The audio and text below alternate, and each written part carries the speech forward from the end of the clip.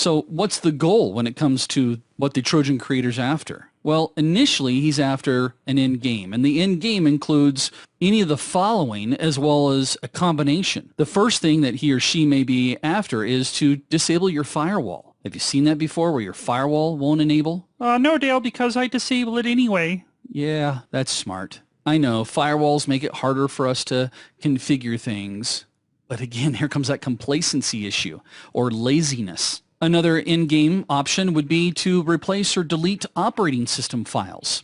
If I can replace with my Trojan an operating system file that does the exact same thing that that operating system file did, for example, let's say Notepad. If I can replace it with my own version of Notepad, and that's kind of actually a bad example, but you'll get the concept here, because I would technically want to do an executable that's used all the time in the OS. But if I was to infect Notepad and every time you launched it, my Trojan would repopulate out, especially if you've deleted it. Or again, if I'm trying to be destructive, I might delete some very important operating system files. Another goal might be to open up a back door, creating a Trojan, putting it on the internet, and somebody launching it, opening a back door, in many cases actually gets rid of all the issues of having to go do reconnaissance and footprinting. Another goal that we might look at is I'd like to disable your antivirus. I don't want to be detected. And when I say disable, both on the firewall and the antivirus, I'm talking about you cannot enable it. In fact, one of the famous tricks is to take the icon for the antivirus. Most antivirus, when it becomes disabled, you get a specific looking icon. Remember, replace and delete OS files? How about if I just replace the disabled antivirus icon with one that looks like it's enabled? Ooh, yeah, thinking now, aren't you? Another goal that we might try to accomplish would be to turn the target into a proxy so that I can then issue attacks on other machines within your network, and you just think that it's Dick Grayson's machine creating the traffic on your network and grabbing up stuff. I might also even go down the road of adding you to my botnet. Now, if you're not familiar with a botnet, do yourself a favor and do some Googling. Well, I'll give you the breakdown.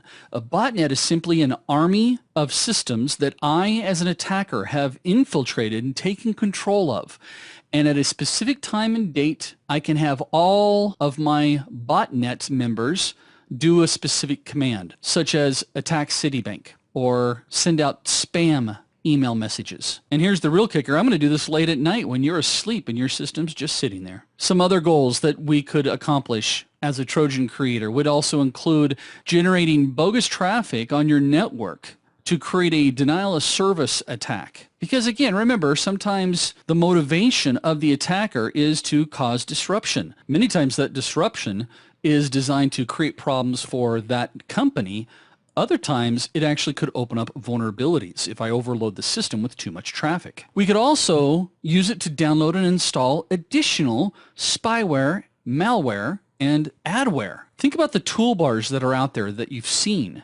Every installation of a toolbar, let's say, for example, I go to install WinZip, and during the installation it says, hey, would you like to use a custom install or the quick and easy install? Please, whatever you do, don't ever choose a quick install. Don't be lazy. Take the custom so you can see what's happening. But let's say that you do select the quick install.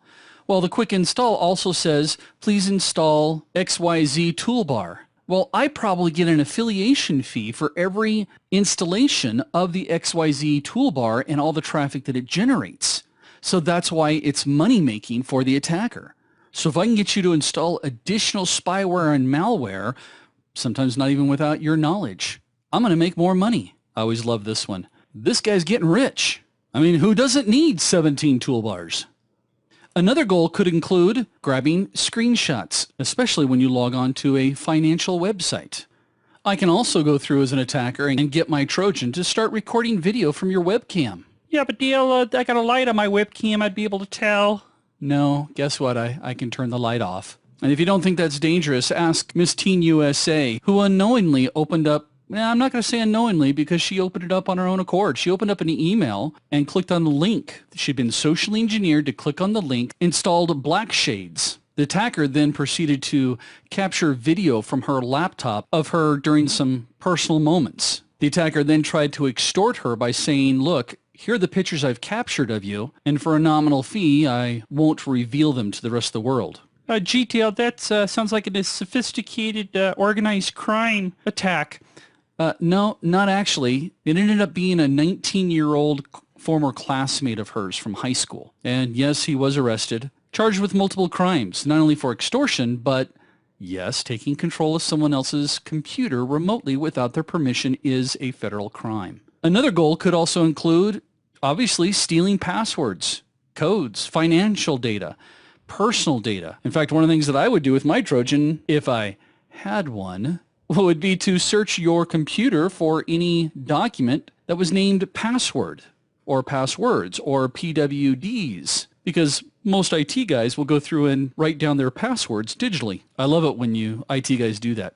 I'll also look for documents that maybe, network layout or Excel spreadsheets that are called user accounts or employee information. Yeah, all of you right now are quickly typing on your computers to rename all your files, right? We could also go through and obviously use you for a target for spamming. If all else fails, I'm going to use your resources to, hey, send my Trojan to all your Outlook clients. You guys have never gotten that email from a friend, right? Found a cool link. Click here. And guess what? Somebody got pwned. So now you understand the goals. Here's the bad news. This whole time you've been watching this video, I've been never mind.